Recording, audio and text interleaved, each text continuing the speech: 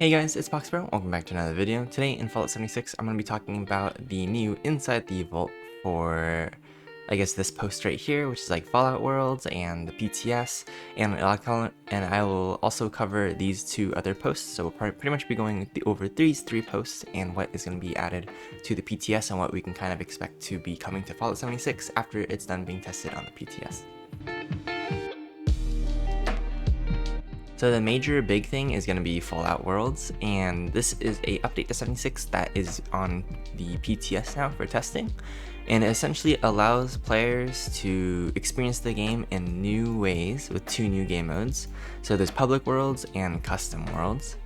So with Public Worlds, this game mode will allow you to shake up your normal gameplay by offering special worlds that have a pre-selected group of Fallout World settings enabled to fit a theme.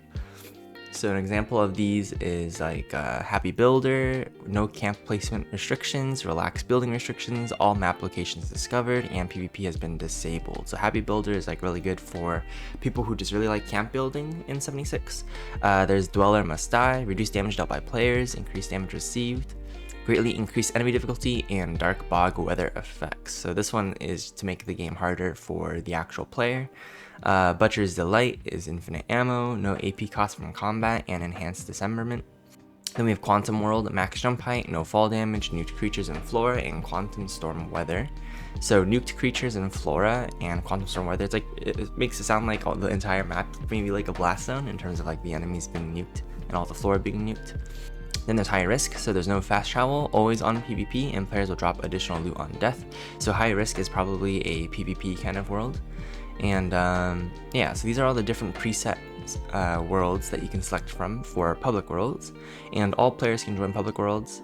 One Public World will be available to players at a time, and the themes will rotate weekly in the PTS. So this is only relevant for PTS testing, but I'm imagining like later on we'll have access to all of these once it's out on live servers.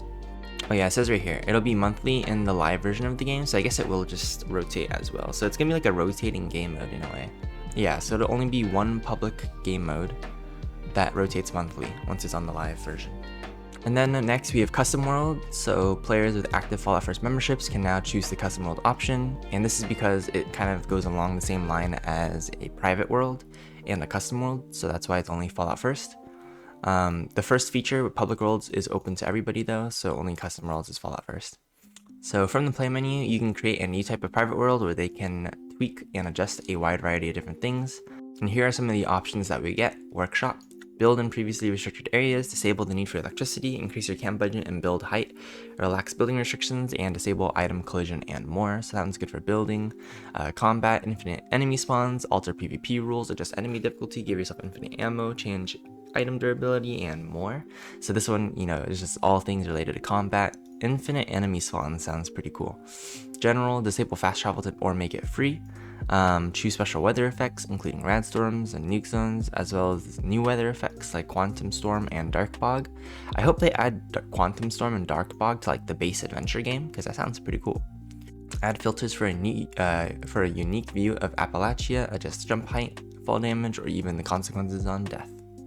Please note that some of these world settings may impact your game's client performance. However, you're still free to use them and can always disable or enable them. So you get 3 custom world slots, and you can, you know, save a custom world with like certain settings in one of the slots, and you can select like which slot you want active for your current custom world. After you've created them, you can still edit or change the custom worlds. So that's pretty cool.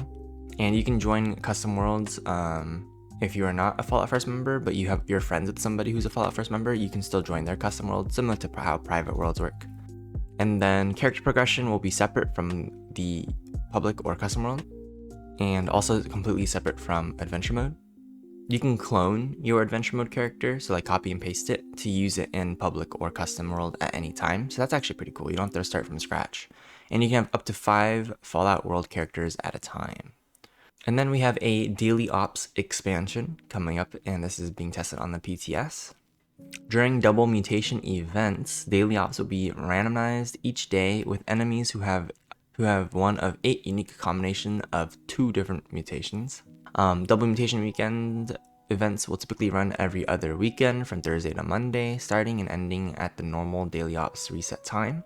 While a double mutation event is active, daring adventurers who are willing to delve into daily ops will earn the following increased rewards: extra legendary cores 2 to 6 for the first and all subsequent Elder tier completions, double XP during every daily op playthrough, and double the in-game currency rewards from every daily op playthrough as well.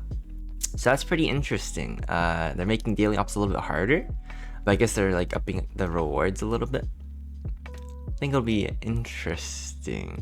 So these are the different effects. Check out the full list, and so let's go through it.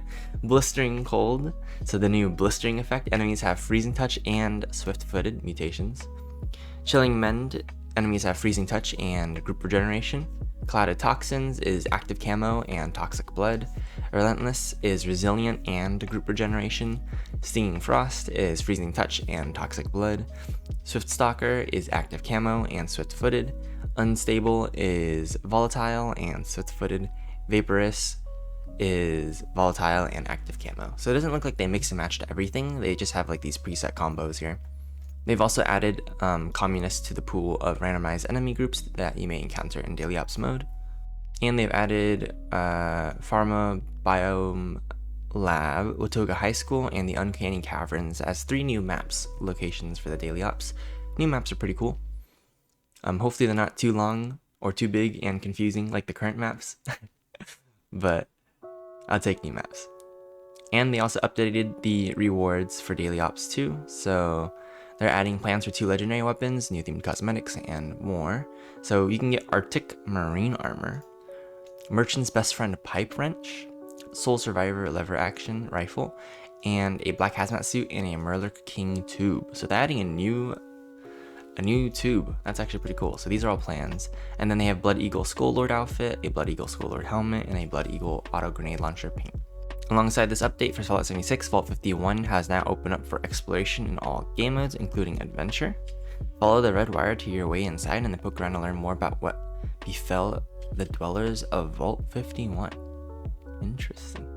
So that's it for this post, but let me go ahead and double check the other ones to see if there's any new information.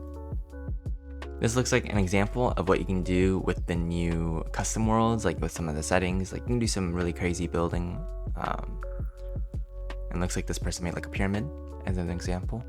This is going to be what the menu is going to kind of look like. So we have like the limited time, I guess, mini game event.